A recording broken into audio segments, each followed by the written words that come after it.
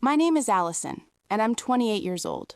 Save the money for your brother, Dad said, laughing at my 1470 SAT.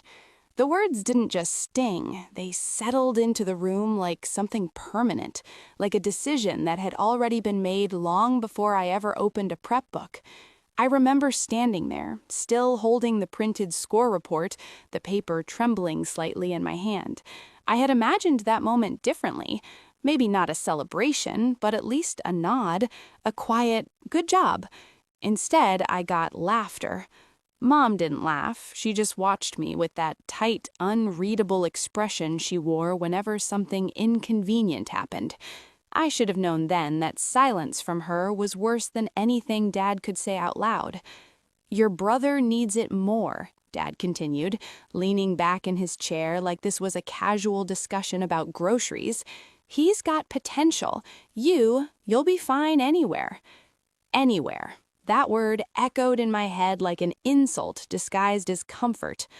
I spent the next few weeks applying anyway. Late nights, essays rewritten a dozen times, recommendation letters carefully requested. Every step felt like I was building something fragile in secret. I didn't tell them when acceptance emails started coming in. I didn't tell them about the scholarship interviews. For the first time in my life, I kept something just for me. But secrets don't stay hidden in a house like that. Mom found the acceptance letters in my drawer. I came home that evening to the smell of something burning, not food, something sharper, heavier. My stomach dropped before my brain even caught up. I ran to the backyard, and there she was. Mom burned my college applications in front of me. The flames curled around the edges of my future, official letters, embossed logos, months of work turning into ash right in front of my eyes. I couldn't even speak at first.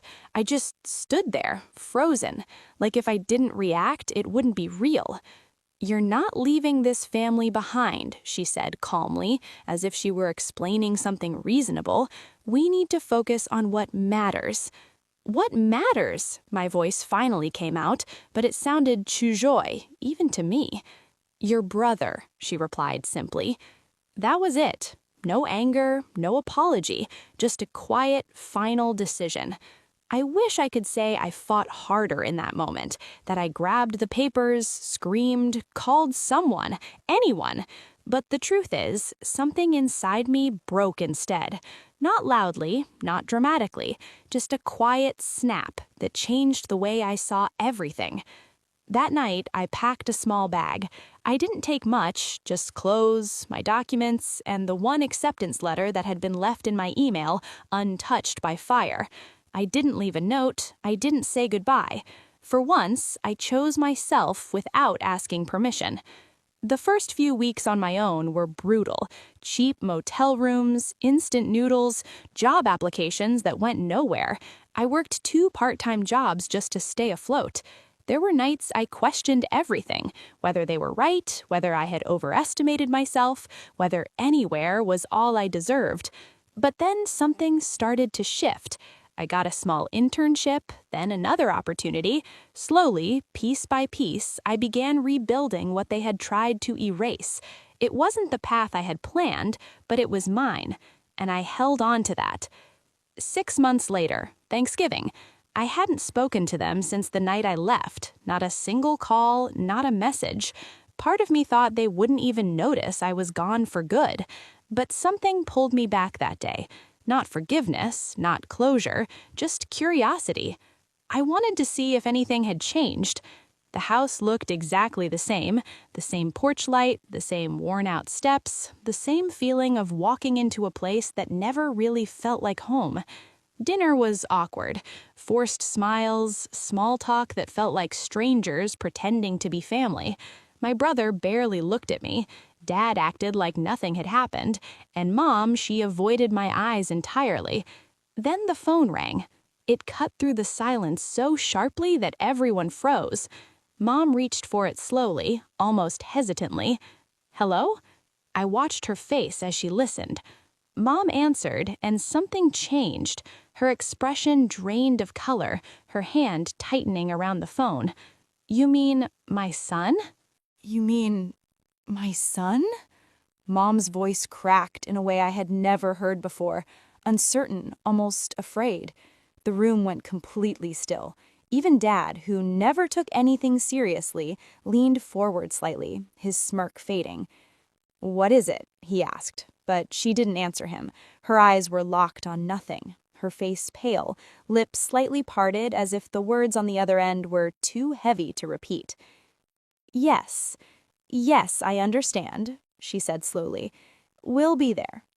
She hung up, but her hand didn't move away from the phone right away. It just rested there, trembling slightly. "Well?" Dad snapped, impatience creeping back into his voice. "What was that about?" Mom swallowed. "It was a lawyer." That word shifted the air in the room instantly. "A lawyer?" Dad repeated. "For what?"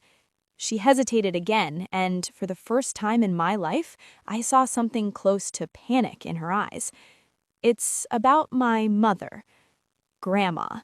I hadn't heard that name in months, not since I left, not since they made it very clear that she was not part of this family anymore after she refused to financially support my brother's endless plans. "What about her?" Dad asked, his tone sharpening. Mom looked down at the table, then back up. "She passed away 2 weeks ago." The words hit me like a delayed shock. 2 weeks. She had been gone for 2 weeks, and no one had told me. Not a call, not a message, nothing. I felt something twist inside my chest, but before I could even process it, Mom continued. "It was a lawyer." That word shifted the air in the room instantly. Then he turned a page. The entirety of the estate, property, liquid assets, investments, is to be transferred to her granddaughter, Allison. Silence. Not the awkward kind, not the tense kind, the kind that feels like the world just stopped. "No," Dad said immediately, shaking his head. "That's not possible. There must be a mistake." "There is no mistake," the lawyer replied calmly. My brother looked at me like he was seeing me for the first time. Mom, she just stared. "There is also a letter," the lawyer added, sliding an envelope across the desk toward me. My hands felt steady, strangely steady, like something inside me had already known. I opened it. "Allison," it began. "If you're reading this, it means I'm gone, and it means you finally chose yourself." My vision blurred slightly, but I kept reading. "I saw what they did.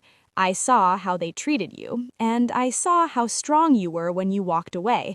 This isn't just an inheritance, it's a chance they tried to take from you." I swallowed hard. "You were never less. You were just surrounded by people who couldn't see your worth. Don't let them near this. Not now, not ever. Build the life you deserve." By the time I finished, my chest felt tight, but not broken. Clear. "I want to contest this," Dad said suddenly, his voice rising. "This is manipulation. She was old. She wasn't thinking straight." "She was completely of sound mind," the lawyer interrupted firmly, "and there is a clause." Dad stopped. "What clause?" he asked. The lawyer looked directly at him. "If your mother is contested by any party named within it, that party forfeits any remaining consideration, which in your case is already 0. That was it. No loopholes, no arguments, no control. For the first time in my life, they had nothing over me. We walked out of that office in silence, but this time it felt different. Not heavy, final. As we reached the parking lot, Mom finally spoke. "Allison, we're still family." I paused, turning to look at her. Really look at her. "The night you burned my future, you made sure we weren't." Then I got into my car and drove away. Not running this time. Leaving.